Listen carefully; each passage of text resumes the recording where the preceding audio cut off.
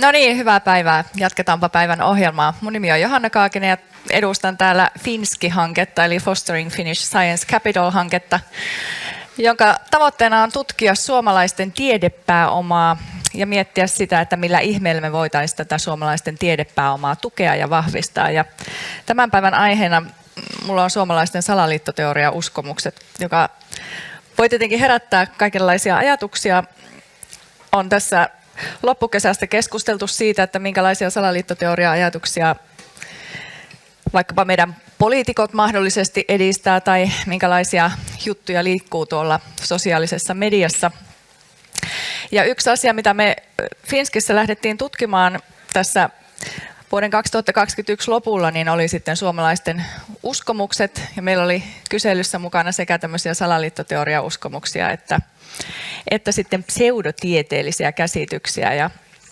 Ja kerron vähän niistä tuloksista tänään. Me lähetettiin tämä kysely 5000 suomalaiselle satunnaisesti valitulle ja niistä aika mukava osa kyllä sitten tähän meidän kyselyyn vastasi. Me tehtiin tätä yhteistyössä toimittaja ja tietokirjailija Pasi Kiviojan kanssa. Pasin kirjassa on julkaistu tuloksia tästä meidän kyselystä tarkemmin. Tänään puhun tarkemmin nimenomaan koronaan liittyvistä uskomuksista, mitä suomalaisilla oli. Ja ehkä voin aloittaa hyvillä uutisilla. Hyvä uutinen on se, että suomalaiset ei usko kaikista älyttömimpiin juttuihin. Esimerkiksi siihen, että maailman johtajat olisivat tämmöisiä liskoihmisiä, eli ihmisen hahmon ottaneita avaruusolentoja, jotka ovat oikeasti liskoja. Tai muita vastaavia hullutuksia, vaikka esimerkiksi koronaan liittyen, niin tämä ajatus, että koronarokotteen mukana asennettaisiin ihmisiin heille sitä kertomatta tämmöinen mikrosiru, jolla voidaan sitten jäljittää, niin tämäkään ei ollut mitenkään erityisen suosittu uskomus. Suomalaisten tyypilliset salaliittoteoriauskomukset ovat aika harmittomia. Esimerkiksi semmoisia, että John F. Kennedyn salamurha ei tehnyt Lee Harvey Oswald yksin. Ja nyt tässä kohtaa joku tietenkin sanoo, että miten niin, se on salaliittoteoria, eikö se olekin niin. Ja tässä kohtaa muistutan, että salaliittoteoriahan on siis uskomus, joka haastaa vallalla olevan käsityksen asioista. Ja siihen liittyy ajatus siitä, että joku taho tai jotkut tahot vehkeilee saadakseen omaa etuaan tai ovat vehkeilleet, että me emme ota kantaa siihen, ovatko nämä väitteet tai uskomukset totta vai ei. Meitä kiinnosti se, että miten ihmiset niistä ajattelevat. No entäpäs sitten nämä koronauskomukset? Hyvin niin kuin tämmöiset suosituimmat uskomukset liittyy siihen, että missä tämä koronavirus alun perin on kehitetty. Ihmiset tuntuu ajattelevan, tai aika suosittua, mutta ei silti kovin suosittua, oli ajatella, että se on alun perin kehitetty laboratoriossa ja että se on päästetty tahalteen liikkeelle Kiinasta. Sitten oli näitä uskomuksia, että näihin koronarokotteisiin liittyviä uskomuksia, että ne voi aiheuttaa tämmöisiä epätoivottuja asioita, niin kuin hedelmättömyyttä tai erektiohäiriöitä, tai että nämä rokotteet on haitallisia ja sitä viranomaiset peittelee tahallaan.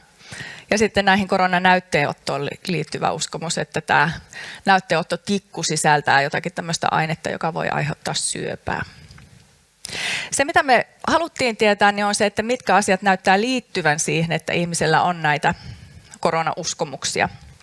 Ja sieltä nousi, meillä oli erilaisia skaaloja mukana tässä meidän kyselyssä ja sieltä nousi selkeästi niin sanotusti tämmöisellä tilastotieteellisellä kielellä tilastollisesti merkitseviksi selittäjäksi nämä tekijät. Eli jos ihmisellä oli muita tämmöisiä pseudotieteellisiä tai episteemisesti arvolittuvia uskomuksia, niin oli sitten alttimpi myös näille erilaisille koronauskomuksille.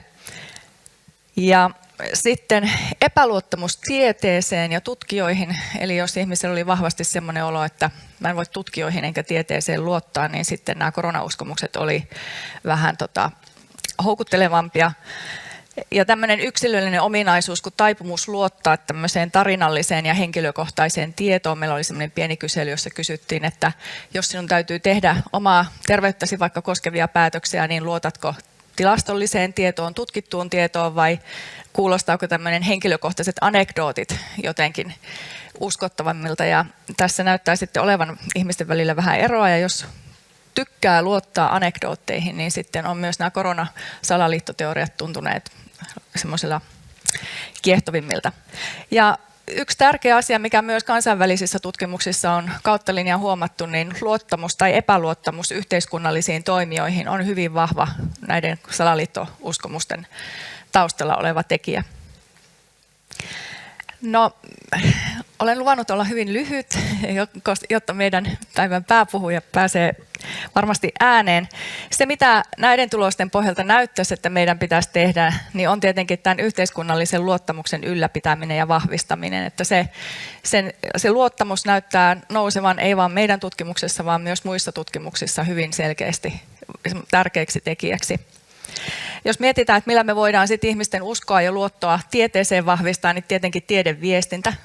Sen pitäisi puhutella ihmisiä, eli saada ihmiset innostumaan ja herätellä sitä tiedeuteliaisuutta ja kiinnostusta siihen, mutta samalla olla uskottavaa ja luottamusta lisäävää. Ja näin itse tiedepääomaa tutkivan hankkeen vetäjänä, niin tietenkin ajattelen, että suomalaisten tiedepääomaa pitäisi entisestään vahvistaa. Ja nyt tässä tämä tiedepääoma ei tarkoita pelkästään sitä tieteellistä tietoa tai sitä, että kuinka hyvin ymmärtää tutkittua tietoa, vaan myös niitä asenteita. Sitä asennetta, että pitääkö tiedettä ja tutkittua tietoa tärkeänä ja tähdellisenä. Ja myös sitä ajatusta siitä, että onko ihminen sellainen, jolle tutkittu tieto tai tiede kuuluu. Eli yksi hyvin tärkeä osa tiedepääomaa on tämmöinen minäpystyvyys tai identiteetti. Ja näitä me voidaan vahvistaa tietenkin erilaisissa paikoissa. Me ollaan Finskissäkin tehty erilaisia koulukokeiluja, että kouluissa voitaisiin vahvistaa alakouluikäisten tiedepääomaa. Eli yritetään vaikuttaa niihin asenteisiin ja niihin käsityksiin itsestä suhteessa tieteeseen jo niin varhain kuin mahdollista. Mutta tämähän on ihan semmoinen läpi elämän kestävä juttu, että sitten meillä on paljon näitä vapaaehtoisen tiedekasvatuksen ympäristöjä, niin kuin tiedekeskukset, joissa tätä työtä tehdään. Ja nyt ikään kuin esittelynä seuraavalle puhujalle, niin hyvin tärkeää on tietenkin se tiedelukutaidon lisääminen. Me tiedetään, että informaatioympäristö on hyvin sirpaleinen, sieltä löytyy kaiken näköistä. Osa tiedosta on luotettavaa, osa ei, mutta voi olla hyvin vaikeaa sanoa, että milloin se tieto on luotettavaa ja milloin se ei ole. Milloin on äänessä asiantuntija ja milloin siellä on joku muu. Ja sen takia kriittisen lukutaidon lisäämiseen ja vahvistamiseen täytyy kyllä panostaa. Meidän hankkeesta saa lisää tietoa tuolta www.finski.fi-sivuilta, mutta tästä kriittisestä lukutaidosta nyt tulee seuraavaksi kertoa Hämäläisen Elina, koska Critical-hanke on tehnyt tässä kyllä ihan loistavaa työtä. Kiitos.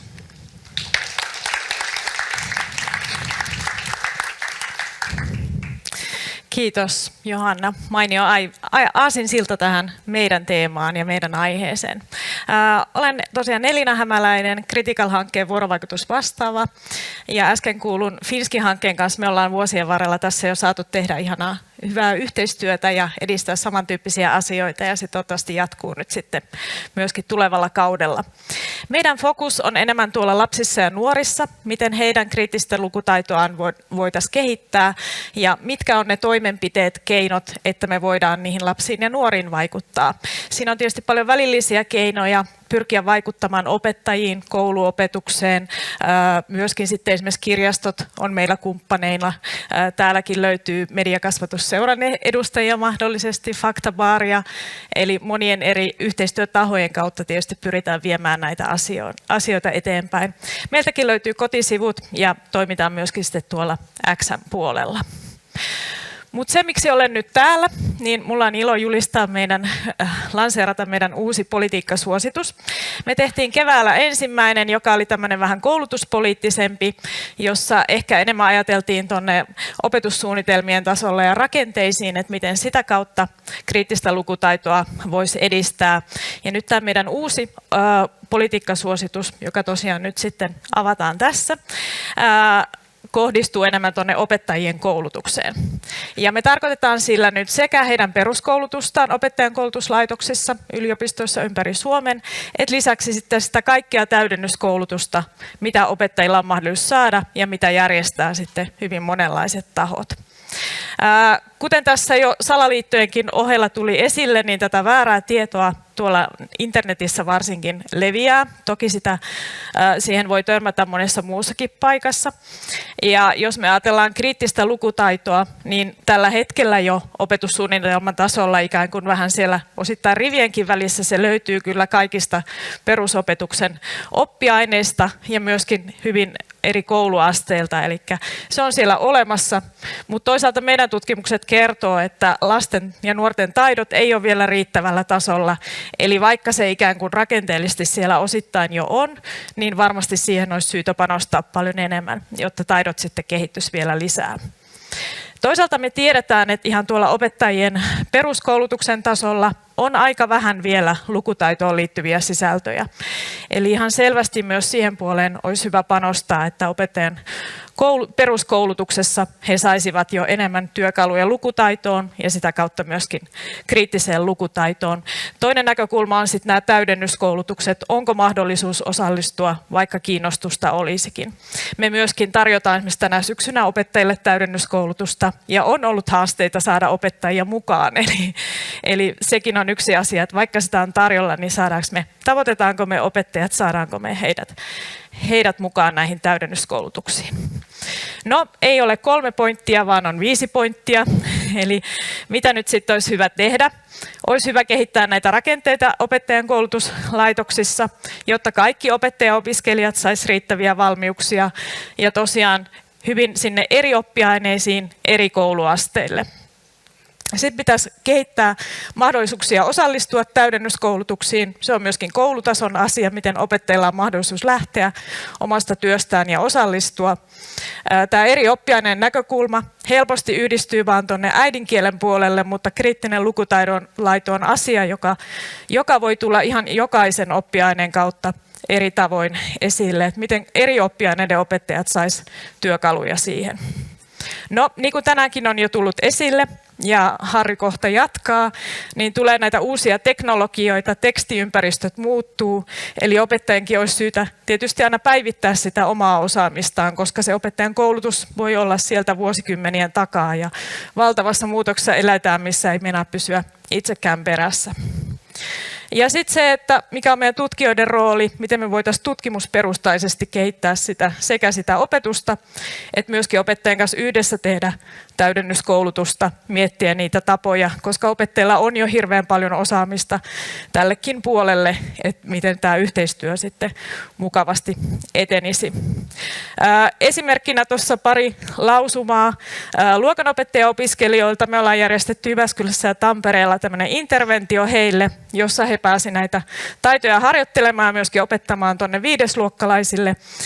Ja ollaan saatu siitä heiltä hyvää palautetta, se on koettu tärkeäksi, mutta se on ollut vielä tämmöinen vapaaehtoinen syventävä opintojakso ja miten saada sitten enemmän vielä sinne rakenteisiin, niin että kaikilla opettajaopiskelijoilla olisi mahdollisuus osallistua sitten tämän tyyppiseen koulutukseen.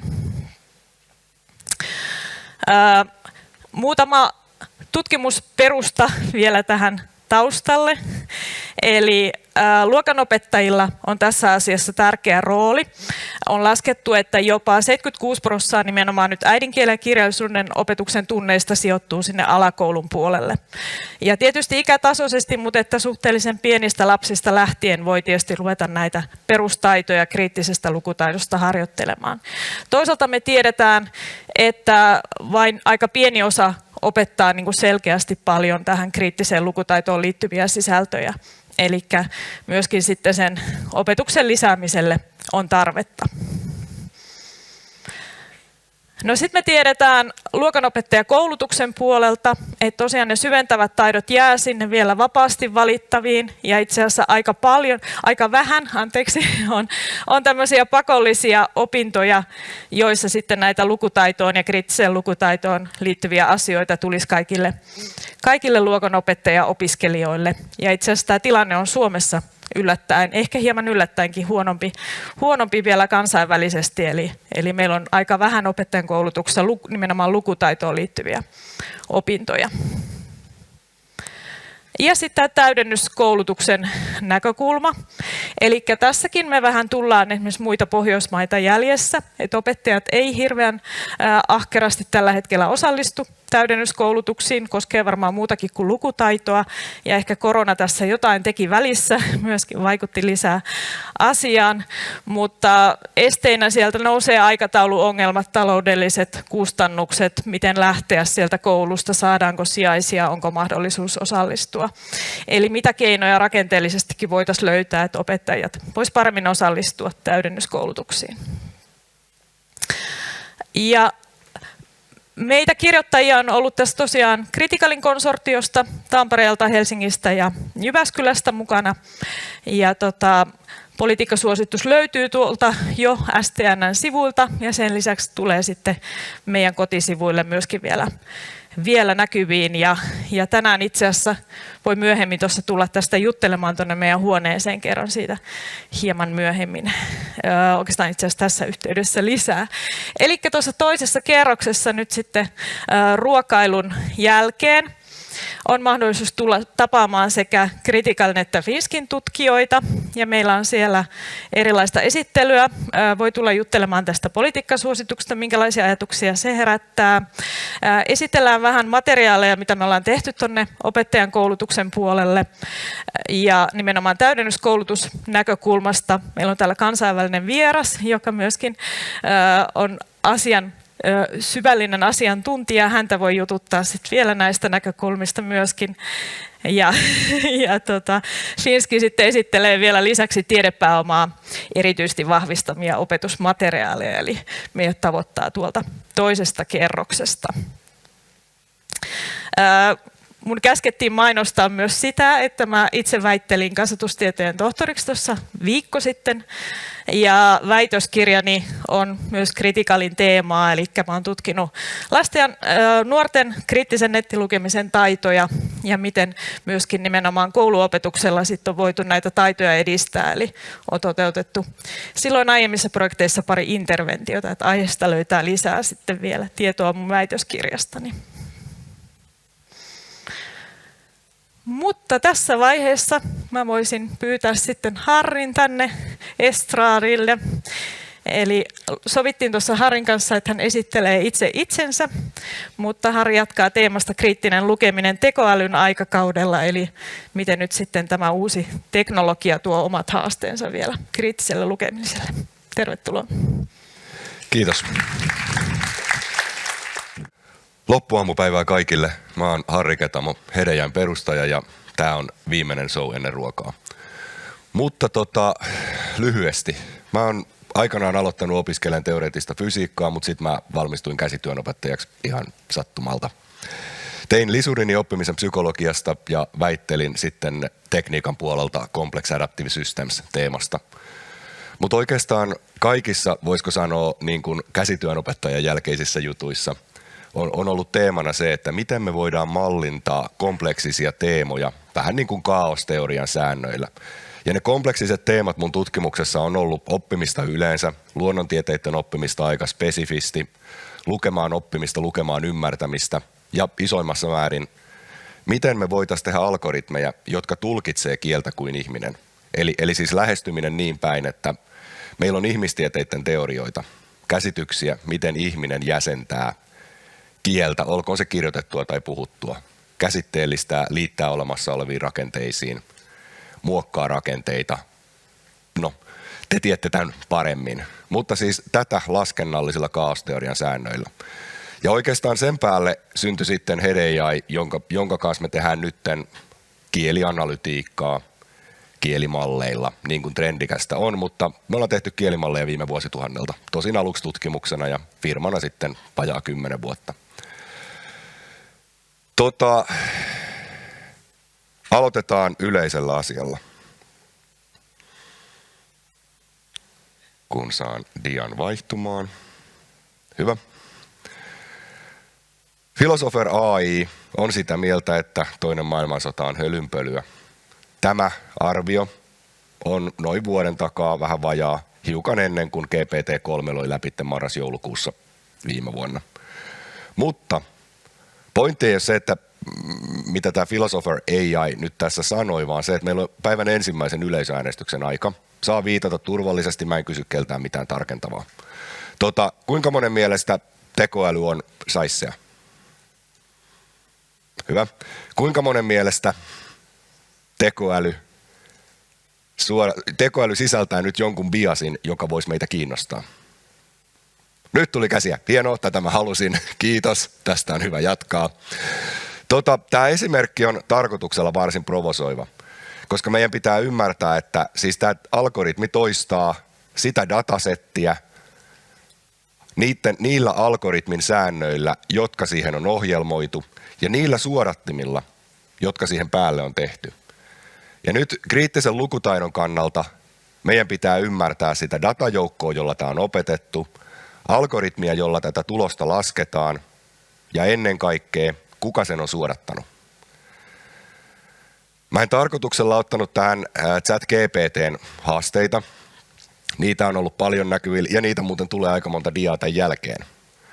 Mutta haluan myös muistuttaa, että tämä ei ole pelkästään kysymys siitä, että meillä on joku kasvoton tekoäly, Skynet, Terminaattorista tuttu, vaan meillä on ihmisen kehittämiä sovelluksia, joita ihmiset on rahoittanut. By the way, Elon Musk on rahoittanut GPT:tä, sillä saattaa olla joku vaikutus vaikka siihen, jos kyselette siltä Donetskin, Krimin tai Donbassin asioista, ja se vastailee, siellä on olemassa vähän sekava tilanne. Niin silloin voi heti miettiä, kuka on rahoittanut, miksi se on sekava tilanne eikä sota. Mutta joo, eli pieni vastuuvapaus tekoälyille, jatketaan. Toinen lukutaidon kannalta välttämätön tieto on se, että ei ole olemassa yhtä tekoälyä.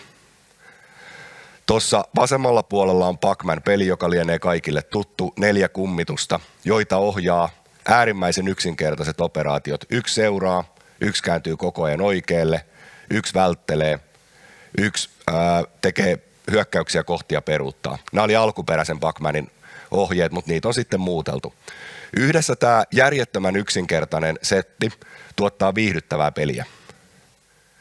Jos me yritettäisiin tehdä yhtä viihdyttävää ChatGPT:llä, ei onnistuisi. Se jäisi siihen pohtimaan, että jos kysytään, että mitä ukkelin pitäisi tehdä, no tämä riippuu siitä, mitä ukkeli tavoittelee. Ja niin siitä eteenpäin. Eli siis niin kun on olemassa yksinkertaisia, järjettömän hyviä, jopa suorastaan niin kuin, miten nyt voisi sanoa, illuusioälykkyydestä tyyppisiä ratkaisuja. Ja sitten on olemassa yksinkertaisia, aivan surkeita tekoälyjä. En mä tiedä, kuinka moni teistä käyttää eri palvelujen, olkoon niitä nyt sitten ResearchGate tai LinkedIn. Haukutaan ResearchGatea, koska se on näistä surkein. Niin tällaisia erilaisia ammatinvalintasuosituksia. Ja sieltä niin kuin tavallaan se ammatinvalintasuositus, joka arvotaan, se perustuu satunnaiseen yhteen sanaan, jonka satunnainen merkitys voi olla melko pieni. En mä tiedä sitten kertooko se jotain mun niin kuin akateemisen tason huonoudesta, mutta mä saan internship-töitä aika järjettömän paljon. Mä siis väittelin 2002, mutta ehkä se sitten niin kuin hylättäisi, se on niin kuin mädäntynyt se mun väikkäri tai jotain. Mut joo, Sakki, mä taidan mennä yli ajalle, nyt tiivistetään aika pahasti. Tiivistetään. Sakki, piti olla peli, jossa kone ei voita ihmistä ikinä. Yli 20 vuotta sitten kone jo voitti ihmisen. Ja tämä taas perustuu tekoälymalleihin, jossa kone opetetaan datalla. Jos Pac-Man ja monet sitä ennen oli sääntökoneita, jossa säännöt laadittiin niin kuin ohjelmoijan toimesta tai isoon dataan perustuen tilastollisina sääntöinä, niin tässä kone oppi datasta. Mutta vielä isompi juttu oli Go. Go on ehkä meidän kulttuurissa peli, joka ei ole niin tunnettu, mutta sen pelilauta on järjettömästi isompi kuin Sakin. Eli Go'n ongelmanavaruus on niin iso, että sitä ei pysty millään laskentateholla laskeen ikinä läpi. Maailmankaikkeudessa ei riitä atomit. Mutta eli näin ollen oli ajatus, että kone ei voi voittaa ihmistä. No Googlen tutkijat kehitti, mulla on vähän ääni poissa, niin kuin huomaatte, mulla ei ole oikeasti näin matala ääni, mulla on heleä ja kirkas ääni. Googlen tutkijat kehitti tollaisen algoritmin, joka pelaa Gouta, mutta se ei osaa Go'n sääntöjä. Yksinkertaisesti koko algoritmin idea oli se, että se tunnistaa se algoritmi, että sille opetetaan niin kuin data, jossa on pelin lähtötilanne, eli miten ne nappulat on laudalla, mikä siirto tehdään, eli mikä on laudan lopputilanne. Ja sitten tälle niin kuin tavallaan seuraavalle siirrolle annettiin hirvittävä määrä parametreja, joita oli esimerkiksi, oliko siirto voitollinen, aiheuttiko se tappion, oliko se hyödyllinen, haitallinen, neutraali. Ja tästä muodostui siis miljardeja rivejä pelidataa, jossa oli, että nykytilanne siirron jälkeinen tilanne ja parametrit, kuinka hyvä se oli. Ja tällä mekaniikalla sitten AlphaGo pystyi rakentamaan peliä, jossa se ei pelannutkaan strategiaa tai miettinyt, miten minä reagoin ton ihmisen käytökseen, vaan se kaikessa yksinkertaisuudessaan laski voittavaa siirtojen sarjaa mahdollisimman nopeasti. Eli mahdollisimman lyhyt voittava siirtojen sarja. No alkaako kuulostaa tutulta? Generatiiviset verkot. Eli AlphaGo on ihan, niin kuin jos me mennään popularisoidaan vähän tiedettä, niin tämä on ihan sama mekaniikka kaikessa generatiivisessa AI:ssa kuin AlphaGossa. Me lasketaan taiteessa, musiikissa seuraavaa mahdollista pikseliä. Meillä on iso aineisto, jolla on attribuutteja. Meillä on tavoitetila, lasketaan lyhin reitti pikseleitä tavoitteen saavuttamiseksi. Tai ChatGPT:ssä, joka viimein on täällä nytten. ChatGPT laskee annetuilla kysymyksillä, eli siis se tavoite, lähtötilanteesta aina fiksua seuraavaa sanaa, huomioiden aikaisemmin sanotut sanat ja tavoite. Ja tämä on nyt tavallaan sen generatiivisen AI lukutaidon ydin.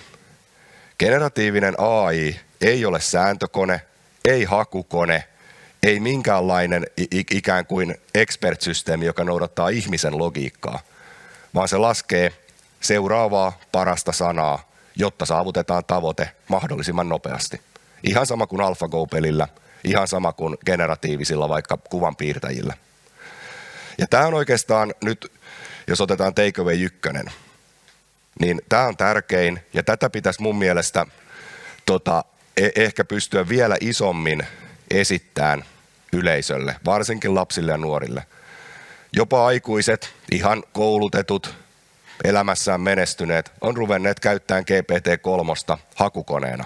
Ne kysyy GPT-3, että mitä siellä Krimillä tapahtuu. No GPT-3 vastaa, Krimillä on epäselvä tilanne, jossa joku haki omansa takaisin. Ja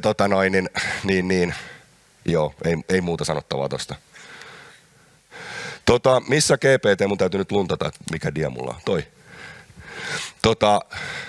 Jos GPT:tä pyydetään kirjoittaa referaatti jostain hyvin spesifistä teemasta, onko täällä muuten Lyytisen Heikin tiimiläisiä taikka entisiä oppilaita? Ei, me ei päästä kysymään yleisöltä. Tässä on... Hyvä. No niin, nyt tulee kysymys asiantuntijalle. Tämä referaatti, ei tarvitse lukea läpi, mutta siis mun mielestä tämä referaatti on aika hyvä. Mutta siellä, kun mennään lähdeluetteloon, niin ne lähteetkin on aika hyviä, mutta vaan yksi niistä on tosi. Ja tämä ilmentää nyt aika hyvin sitä, että kun meillä on hyvin spesifi alue, missä on tunnettuja nimiä, tunnettuja terminologiaa, niin GPT tekee aika hyvää tarinaa. Mutta se kyllä myös yhtä lailla generoi ne lähteet sinne. Että tuossa on vinkkejä sitten, minkä nimisiä papereita teette seuraavaksi. Niin. Hyvä. Ja tuossa on nyt sitten vielä yksi isompi.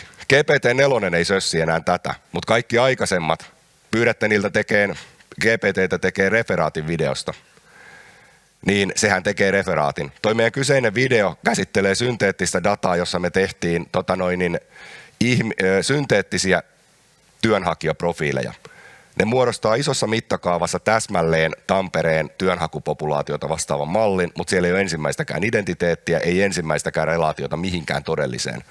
Ja me ajettiin tuolla työmarkkinasimulaatioita, mitä me ei voitaisi taas ihmisten oikealla datalla laskea. Sillä ei ole mitään tekemistä rekrytoinnin kanssa. Mutta koska GPT ei pääse kiinni verkkosisältöihin, se ei voi lukea mikä on video, niin sehän tekee annetun pyynnön mukaisen vastauksen. Jos opiskelijanne eivät ole niin sanottuja rikkaan perheen kakaroita ja niillä ei ole varaa 20 GPT-4, ihan paras testi ottaa pois GPT:llä tehdyt referaatit, tehkää videosta referaatti. No missä GPT on sitten hyvä? Kaikenlaisessa tiedon muokkauksessa. Ja tässä on nyt JSON tiedosto. Ihan satunnainen, aika monimutkainen. Muistaakseni jostain mun työmarkkinatori-profiilista, minkä mä sinne täytin. Mutta mä haluaisin siitä vaan pääkentät, niin mä teen GPT:lle promptin kysymyksen, että tee mulle JSON-tiedosto, siis tällainen tiedosto, jossa on vaan tietyt kentät. Ja ihan muutamalla lisäohjeella ihan muutamassa sekunnissa mä saan tehtyä päivän työn, eli siistittyä tiedoston toiseen formaattiin. Tässä ei ihan hirveästi tarvita junior data scientistia cleanaan dataa. Toinen ihan yhtä niin kuin hyvä esimerkki on ohjelmointi. Ohjelmoinnissa on aivan hirveästi rutiininomasta työtä, ihan tilastotieteessä, R-ohjelmoinnissa, kaikkea mitä teette SPSS tai statistikaan skriptien kirjoittamisessa. Niin rutiininomasta juttua, joka vie aikaa, joka täytyy testata ja johon tulee virheitä ihan hirveän helposti. Niitä voi pyytää GPT:ltä, tai siihen on myös paljon parempiakin tekoälyjä. Siis koodauspuolelle GPT:hän ei ole mikään paras, se on niin kuin linkkuveitsi, kun siihen löytyy sitten täsmätyökalujakin. Mutta esimerkkinä, voi testata, kannattaa testata. Niin tällainen hae data jostain ja tallenna johonkin tyyppinen operaatio on niin rutiini, että itse asiassa tässä on nyt tuuriesimerkki, missä GPT teki kerralla toimivan koodin, mutta aika usein parilla ohjeistuksella se tekee toimivan koodin. Ja tässä on toinen koulutuspuolen juttu. Miten me reagoidaan koulutuksen järjestäjinä siihen, että meillä on käsissä tilanne, jossa kaikki, mitä data science tai ohjelmointipuolella on ollut perinteisesti juniorin töitä, ei tarvita junioreita, kun kone tekee. Mitä me opetetaan junioreille? No nyt niin kuin alan sisältä mun vastaus on, että just nämä asiat. Koska sitten kun me kysytään, että mä haluan koodinpätkän, joka on tietoturvallinen, eikä käytä ulkoisia kirjastoja, tee sellainen, että mä osaan tarkastaa, että se noudattaa näitä ohjeita. Tässä on kysymys tietoturvasta, mutta mä en mene sen syvemmälle siihen. Toinen on, miten pyydetään, ohjataan sitä promptia tekeen, vaihda luuppi joksikin toiseksi, jotta säästetään 90% energiaa. Meidän ohjelmoinnin koulutuksessa tulee täysin uudet kysymykset, jotka liittyykin työn ohjaamiseen, energiankäytön ymmärtämiseen ja sellainen vanha 90-lukulaisena hymyilyttää tai 90-luvun opiskelijana algoritminen ymmärrys tulee takaisin. Koska nyt tavallaan junnukoodari, joka osaakin koneella käskee, miten tehdään nopea, tietoturvallinen ja energiatehokas koodi. En mä tiedä, otetaanko se junnutöihin vai meneekö se suoraan niin kuin peruspalkan listalle. Mutta tämä on niin kuin tietyllä tavalla asia, mikä täytyy miettiä. Mutta sitten päivän kysymys. Kuka haluaa nähdä alastomia kielimalleja? Hyvä, edes muutama, katsotaan. Kielimallien visualisointi tuollaisena mallina on ihan mahdotonta, koska siis nehän on gigatavun kokoisia, joko binäärejä tai tekstejä. Me ollaan meidän työssä pyritty rakentamaan työkaluja, millä me tehdään tällaisia focus language model, täsmällisiä kielimalleja. Ne on aika isoja jo, kyllä nekin gigatavujen kokoisia on, mutta ne on täysin erilaisia rakenteeltaan kuin niin sanotut large language modelit. Ja me pystytään visualisoimaan näitä malleja, koska me käytetään ajatusta, tai täsmälleen samaa ajatusta, meillä on sanoja, meillä on parametreja, meidän parametrit on muutettavissa graafeiksi, niin me voidaan visualisoida niitä tällaisina networkkeina tai graafeina. Tässä on lukion laajan matematiikan 100 pääkäsitettä relaatioineen ja relaatioiden selityksineen.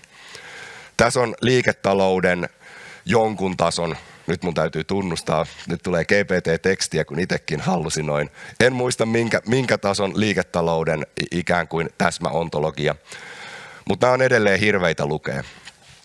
Me kun ollaan tällainen kaupallinen tutkimuslaitos, siis me tehdään tutkimusta, mutta me halutaan tehdä sillä rahaa, niin me ollaan jouduttu panostamaan ihan hirveästi siihen, että miltä meidän tulokset näyttää. Niin me ollaan ruvettu visualisoimaan kielimalleja pelikartoiksi, pelilaudoiksi, jossa itse asiassa tuollainen yksi pelikortin heksa on aina teema. Se teema voi olla hyvin suppea, niin kuin vaikka ydinvoimalaitoksen turvajärjestelmien erityisosaaminen, tai hyvin löyhä, niin kuin kalastus. Sitten aina vierekkäiset teemat liittyy toisiinsa, niin kuin noissa network-malleissakin, mutta tuohon voidaan pakottaa vain 6. Ja sitten kun me tulkitaan tuloksia, me tehdään voittavaa peliä tonne laudalle. Me valitaan voittavia teemoja, ihan niin kuin Katanissakin. Valitaan voittavat teemat, tehdään voittavat reitit ja sitten käydään keskustelua. Mutta miltä ne sitten näyttää? Mennään vähän vielä eteenpäin. Meillä on yksi kielimalli, tällainen täsmämalli, on kestävän kehityksen maalit YK:n näkökulmasta. Me voidaan pyytää siltä, että anna 30 pääkäsitettä, se näyttää tältä. Tai anna 3000 pääkäsitettä, se näyttää tältä. Koko mallin laajuus on vajaa 9000 käsitettä relaatioineen. Eli nämä niin kuin tietyllä tavalla nämä tasot voidaan myös pyytää visualisointiin. Ja tämä auttaa nyt tulosten tulkinnassa. Kohta tulee nimittäin esimerkki. Jos me palataan tähän maali 7 energia 30 pääkäsitettä, me voidaan pyytää meidän algoritmeilta, että tee täsmälleen samalla granulariteetilla tällainen pieni vedos yhden ammattikorkeakoulun energiatekniikan perusopinnoista. Ja nyt me voidaan, kun nämä on kielimallin tekemiä karttoja, siellä on sama sanasto, eli siellä ei ole niin kuin randomina, että joskus ohjelmointi, joskus koodaus ja joskus programmaus. Niin me voidaan pistää noin päällekkäin noi kartat ja nähdä välittömästi, että siellä on tollaiset alueet, vihreät, katsotaan erottuuko tuossa. Tuossa ei ihan erotu värit, tässä on sininen ja vihreä on vähän huono, mutta tässä on niin kuin vihreitä ruutuja. Niin vihreät ruudut on sellaisia, missä tämä kyseinen opetussuunnitelma vastaa kestävän kehityksen maaleihin tällä tosi korkealla granulariteetilla. Sinisellä on teemat, mitä tehdään, mutta ne ei ollut kestävän kehityksen maaleissa. Ja punaisella taas kestävän kehityksen teemat, joita ei tehdä tekstin mukaan. Ja nyt pääkysymys sitten ammattikorkeakoulun koulutuksesta vastaaville opettajille oli, että no mitä te näistä oikeasti teette? Tuossa keskellä oli hirveä määrä asioita, mitä he tekee, ja sen jälkeen he itsekin totesivat, että tämähän on muuten hyvä, me voidaan kirjoittaa nämä suoraan oikeaan kohtaan opintojaksoselostetta. Tosi nopea, toimii. Sitten nähdään, että mitä uusia opintojaksoja meidän pitäisi tehdä, mihin meillä ei ole mitään valmista, tehdään. Ja kun nämä on tehty, niin toi kyseinen opintojakso tai opintokokonaisuus on monta pykälää lähempänä kestävän kehityksen tavoitteita. Mutta ei me hallusinaatioltakaan vältytä. Kuin moni, mä en tiedä, näkyykö se? Näkyy se. Niin siellä on make-up. Se ei kyllä tarkoita sit meikkaamista. Meidän kone on vaan vähän hölmöillyt ja se on ottanut niin kuin make-up, experiment, make-up, joku seos, make-up, jotain. Ja koska ne muut on ollut heikkoja sanoja ja pyydetty niin kuin tavallaan tällaista yleistä granulariteettia, niin sehän on tehnyt nerokkaan päätelmän, että se make-up alkuosa on siinä se niin kuin merkityksellinen ja sitten nämä niin kuin experiment muut on epämerkityksellisiä. Lukutaito, kohta 2. Kun tekoäly tuottaa jotain tyhmää, älkää heti ajatelko, että se on tyhmä, vaan luultavasti sille on joku syy, miksi se on tyhmä. Ja se liittyy algoritmiin, dataan, tai niin kuin tässä tapauksessa siihen, että me ei olla onnistuttu aiheuttamaan tätä, että kun me pyydetään isoista tekstimassoista, että tee tosi tiivis pääkäsitteiden malli, etteikö se sekoilisi pääkäsitteiden kanssa. Ja tämä on niin kuin ihan kaikille yhteistä. Jos joku ei näytä näitä, se on siistinyt diat ennen kuin näyttää. Ihan sama, me voidaan samaa mallinnusta, että ei tarvitse olla niin kuin koulumaailmassa, muuttaa strategia käsitekartaksi, verrata sitä kestävän kehityksen maaleihin. Ja nyt esimerkiksi tämä on Tampereella ihan julkisena, niin siksi voin esittää. Voidaan käydä keskustelua, mihin asioihin me investoidaan, jotta kaupunkistrategia ja sen toimeenpanot menee lähemmäs kestävän kehityksen maaleja. Huomionarvoista on se, että tämähän ei ole totuus. Tämä on pelkästään miltä teksti näyttää. Viherpesun riski, aivan ilmeinen, väärinymmärryksen riski, aika iso. Siksi tämä on keskustelun avausta. Ja itse asiassa se, miten näitä käytiin Tampereella läpi, olikin se, että me pelattiin pokerimerkeillä eri sanoja, että mitkä sanat olisi mielenkiintoisia, pistettiin liimalappuja päälle, että nämä on epärelevantteja, ja siitä muodostui toimeenpanon parannus. Eli taas, miten me luetaan malleja, miten me visualisoidaan. Viimeinen esimerkki. Me voidaan ihan samalla tavalla, kun meillä on kielimalli, niin me voidaan sen kielimallin avulla pyytää, vaikka nyt tässä tapauksessa, että miten työmarkkinaan työpaikkailmoitusten perusteella maailmassa on tullut kielimallit. Minkälaisia taitoja liittyy kielimalleihin 2023 vuonna? Minkälaisia taitoja liittyy kielimalleihin vuonna 2022? Ja kun meillä on aikasarja, me voidaan pistää ne kartat päällekkäin, tällaiset, ja nähdä, että mitkä on niin kuin uusia teemoja, mitkä on poistuvia teemoja, mitkä on pysyviä teemoja. Ja tämä on taas nyt sitten, voisiko sanoa, yleisen ennakoinnin, yleisen toimialaymmärryksen kanssa ihan kriittistä, että me ei nyt todeta, että kielimallit on nyt se juttu. No itse asiassa kielimalli tuli sanana vasta 3 vuotta sitten. Sitä ennen se tunnettiin työmarkkinassa natural language processingina. Mutta kielimallit taas on ollut tieteessä jo 1800-1700-luvulta, että nyt kielitieteilijät varmasti muistaa, että sitä kielioppiakin on tehty, erilaisia viivapiirroksia. Ne on yhtä lailla kielimalleja, mutta ne on eri kielimalleja kuin nyt puhuttavat large language modelit. Mutta oikeastaan, no tuossa näkyy, no mennään tuohon, olin jo auttamassa. Nyt oikeastaan viimeinen iso takeaway on se, että kuka tekee teknologiaa, on lukutaidon yksi kysymys. Tällä hetkellä meidän, voisiko sanoa, koko language model, koko tekoälykeskustelua dominoi Yhdysvaltojen teknologiajätit ja toisaalta taustalla vaikuttaa Alibaban kaltaiset kiinalaisjätit.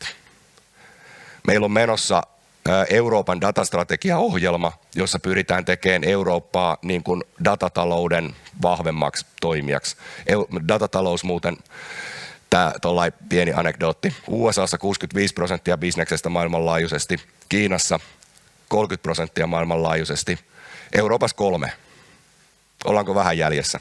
No joo, niin täällä kuitenkin meidän kaikessa keskustelussa me hehkutetaan USA:n-teknologiaa ja me ei anneta meidän keskustelussa tilaa meidän omille ratkaisuille, jossa me saatetaan myös noudattaa eurooppalaisia AI-aktia, GDPRää ja jotain, mitä me muuten tiedetään ihan 100% varmuudella, että Euroopan ulkopuolella ei noudateta. Niin. Lopetan siihen, että kun käydään keskustelua teknologiasta, käydään sitä eurooppalaisen elämäntavan ehdoilla, ja annetaan tilaa myös eurooppalaisille tutkimusryhmille. Helsingin yliopistosta Aallosta löytyy tosi kovia ryhmiä, ketkä ansaitsevat olla paljon enemmän esillä. Euroopasta löytyy kovia, uudempia ja vanhempia firmoja, mitkä pystyy vastaamaan ihan samoihin asioihin kuin globaalit jätit, mutta me vastataan niihin eri tavalla. Ja oikeastaan, kun tässä näyttäisi olevan vielä hetki aikaa, niin mä avaisin sellaisen kysy-vastaa-osion, jossa voitte kysyä ihan mitä tahansa ja mä vastaan, jos osaan.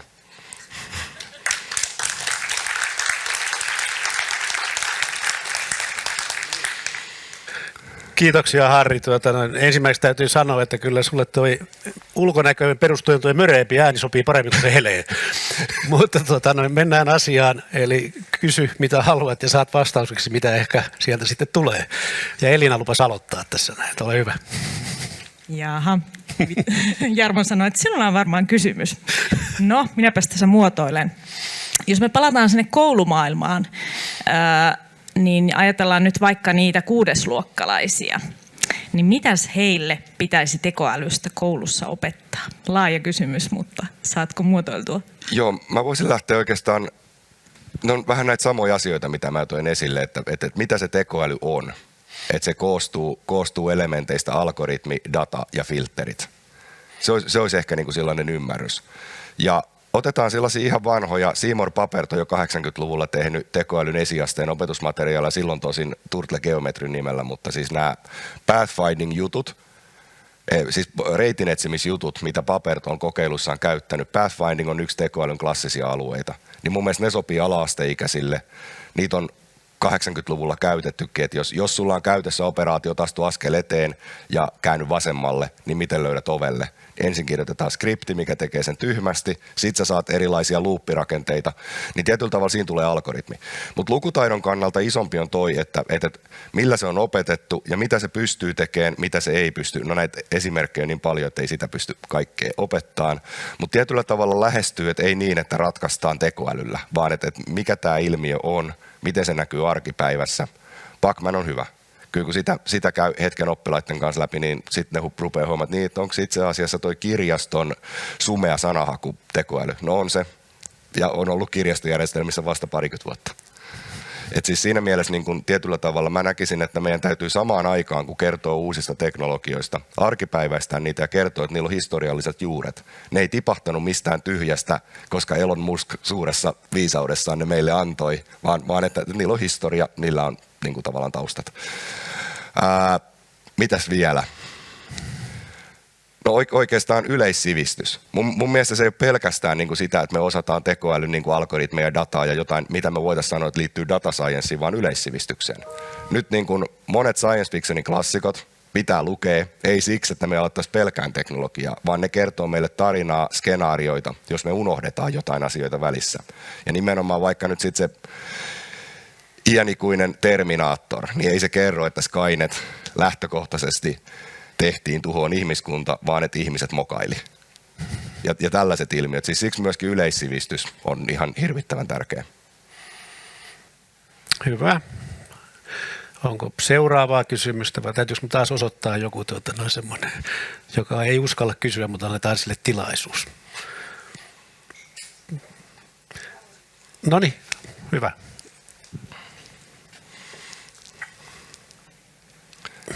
Ole hyvä. Kiitoksia. Oikeastaan 2 asiaa. Tuo yleissivistys on yksi asia, kun mä oon miettinyt sitä paljon, että jos me kriittisesti yritetään jotakin asioita arvioida ja me saadaan sitä massaa tuolta tulemaan, niin aika tärkeässä osassa, ja sitten välillä, no tätähän me nyt pohditaan, se on välillä hyvin vaikeaa. Mutta toinen asia, kun sä oot kanssa lukemis- ja lukivaikeet nostit tuossa, niin mä mietin sitä, että mihin asemaan tämä asettaa ihmiset, joilla on vaikka se lukivaikeus ja se tekstimassan vastaanottaminen ja käsittely voi tuntua aika vaikealta. Tässä on aika isoja just demokratiaankin liittyviä ja mahdollisuus osallistua kysymyksiä tulossa. Miten sä ajattelet siitä? No, siis mä ajattelen, että toi on ihan mielettömän kokoluokan ongelma, johon mulla ei ole oikeastaan vastauksia. Mutta oikeastaan ainoa, mitä mä voin sanoa, että me ei voida pistää päätä pensaaseen ja sanoa, että kielletään tekoäly, koska tollaisia ongelmia, vaan päinvastoin vinkki rahoittajien edustajille, jotka paikalla, rahoittakaa suomalaista tutkimusta, jotka tutkii näitä ilmiöitä.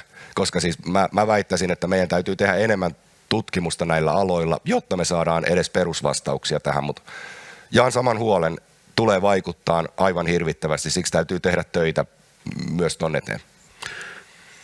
Tuo oli hyvä kysymys. Mä olin jossain keskustelutilaisuudessa, oli tekoäly ja kasvatustieteen ihmisiä, ja siellä myöskin tuli esille tämä, että tekoäly voi olla erinomaisen hyvä työväline tukea näitä lukivaikeuksia ihmisiä ja antaa heille niin kuin lisää mahdollisuuksia hyödyntää sitä juuri tällä erilaisilla kielimallien hyväksikäytöllä esimerkiksi, joka tavallaan niin kuin auttaa pääsee siinä lukemisessa eteenpäin ja toisaalta antaa sille lukijalle juuri oikean tasoisia tehtäviä, jotta se tavallaan niin kuin kykenee rakentamaan sitä lukutaitoonsa ja edistämään sitten niitä asioita. Että tässä voi olla varmaan myöskin avautua uusia mahdollisuuksia. Mä näkisin, että se on siis teknologiassa on aina, ihan jo otetaan päivän aloituskiinoutti. Teknologialla on aina plussat ja miinukset, ja niin kuin me voidaan aina mennä siihen, no mutta kun teknologia on pahaa, no mutta kun ydinteknologiasta tulee aseita, niin mitä sitten? Mutta globaalissa maailmassa niin kun hirveän olennaista on just se, että me ymmärretään plussat, miinukset. Me voidaan omalla toiminnalla, siksi se eurooppalainen käsitys, niin voidaan vaikuttaa siihen, että millaista tulevaisuutta tehdään. Karilla oli käsi.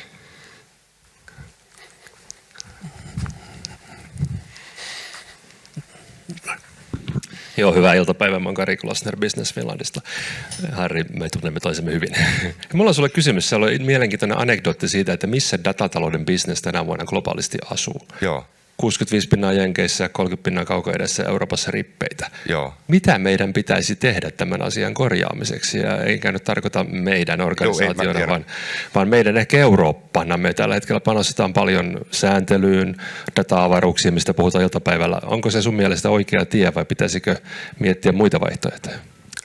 Mun mielestä nyt tavallaan se sääntely on välttämätön kohta, jotta me ei myydä meidän maitamme lasihelmillä amerikkalaisille. Että natiiviamerikkalaiset teki silloin aikanaan sen virhe, että ne myi meille maansa lasihelmillä, niin ei tehdä samaa. Mutta pitkällä aikavälillä meidän täytyy lähteä johonkin täysin uudenlaiseen käsitykseen datasta. Mun mielestä myös lainsäädäntö vaatisi uudistusta, että ei pelkästään se, että lainsäädäntö lähtisi, miten data lukitaan johonkin ja sitten sitä ei saa nähdä, vaan miten yksilö suojataan tilanteessa, kun data vuotaa. Ei edes jos data vuotaa, vaan kun data vuotaa. Miten data mädäntyy, miten data hukataan. Ihan yhtenä esimerkkinä ollaan toteutettu personal data-sovelluksia, jossa meillä on N kappaletta ihmisen dataa varastossa, mutta jokaista yhtä, ja se ihmisen data on koodattu niin, että sitä ei muuten identiteettiä saa irti, ei mennä siihen miten, mutta se on varmistettu vielä niin, että jos joku vihamielinen toimija käy pöllimässä palveluntuottajalta sen koko serverin, missä se kaikki levystä sijaitsee, niin paitsi että se on kryptattu, siellä on miljoonakertainen määrä aivan feikkiprofiileja. Kukaan ei enää myöhemmin tiedä, mikä oli ihminen, mikä oli feikkiä. Se aineisto oli arvoton. Eli ne saa teratavun aineistoon, jolla ei ole mitään merkitystä. Siellä on satunnaisia identiteettejä ja kyllä ne kauan kryptaa sitä. Mutta tässä on niinku tietyllä tavalla ihan uusia lähtökohtia. Sitten toinen, koko dataspace-kuvion yksi heikkous tällä hetkellä on se, että me tullaan perustamaan se mitä todennäköisimmin AWS:n tai Azuren päälle. Toinen heikkous, Euroopassa jostain syystä kuvitellaan, että ilmainen on hyvä bisnes. Mä en ole vielä keksinyt yrittäjäurani aikana, miten ilmaisella maksetaan palkkaa. Mutta mä oon saanut vinkin, että käy pankissa. Selvä. Tässä muutamia. Hyvä. Sulla on vielä lyhyt. Ole hyvä. Kiitos. Eikö tämä kuitenkin tämä etiikkapuoli on aika tärkeä siellä koulupuolessa, että kun niin kuin ymmärretään, että mihin pystyy, mihin ei pysty ja niin kuin ihan perusjuttuja. Ja sitten ehkä tuosta eurooppalaisesta jutusta, mä viittasin tuossa, kun mä höpöttelin siinä aluksi, niin mitä mieltä sä oot tästä uudesta kehyksestä? Koska tämähän pitäisi periaatteessa mahdollistaa käsittääkseni myös uuden tyyppistä yritystoimintaa, tämä eurooppalainen sääntely. Koska katsokaapa suomalaista sääntelykäyttöä hallitusohjelmaa, niin siellähän ei puututa tähän yhtään mitenkään. Ne tapahtuu ne EU-tasolla, ne muutokset, sen takia me tarvitaan sitä eurooppalaista kuviota. Mutta miten näyttää sulle, joka näkee sen sekä niin kuin tässä koulutus että sitten yrittäjänä?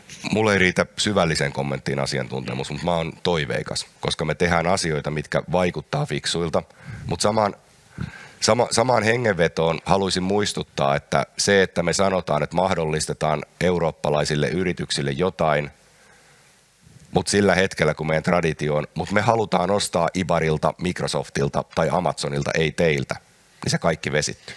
Ei eurooppalaiset firmat tee bisnestä sillä, että täällä on kivoja mahdollisuuksia, mutta me ostetaan jenkeistä. Se tulee sille, että me ostetaan myös parasta.